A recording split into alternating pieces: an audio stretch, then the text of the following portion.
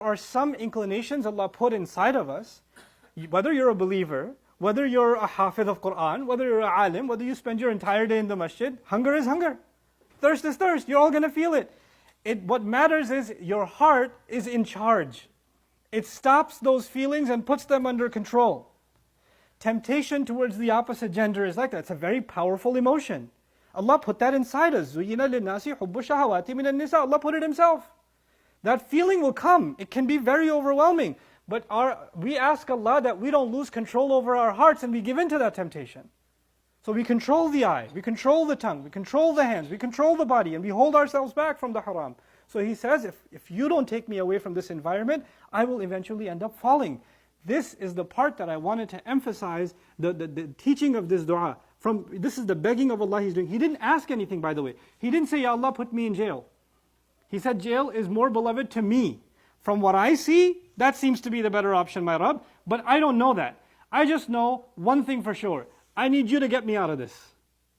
I need you to get me out of this. Because he also doesn't know, maybe jail is even worse. He doesn't know that answer. Is if you find yourself in an environment, if you find yourself around companies, and some of you guys are going to college, university, or some of you are at the office and your friends say, hey, let's go out to lunch. Not in Ramadan, but afterwards, let's go out to lunch. The people you hang out with, the kinds of things they talk about, the kinds of conversations they have, what they're comfortable with. If you're around that long enough, your guard goes down and that messed up stuff starts becoming normal to you. That becomes your normal. And the more that stuff becomes normal, then the more the obedience to Allah starts seeming more and more difficult, unnatural. This deen, Islam, is deen al-fitra. I'll take 3 more minutes, I promise. This deen is deen al-fitra, natural religion.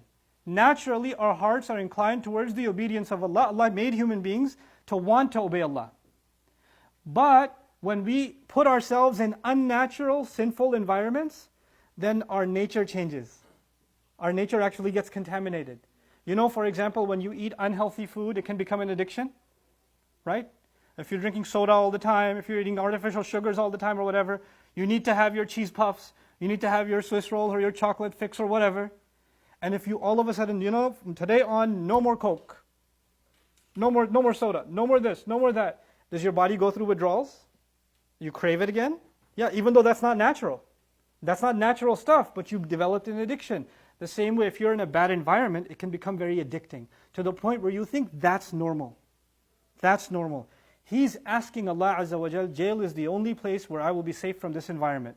Because if I'm here all the time, they'll keep poking away at me, and sooner or later a human being will slip.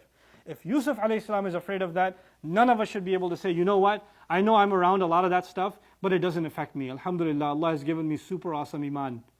Nothing bothers me. I'm a hard rock, baby. No, you're not. You're not. Even a rock, when you drip water on it long enough, what happens to the rock?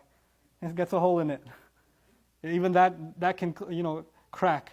So don't overestimate your ability to fight temptation and assume nothing affects you in the environment you put yourself in.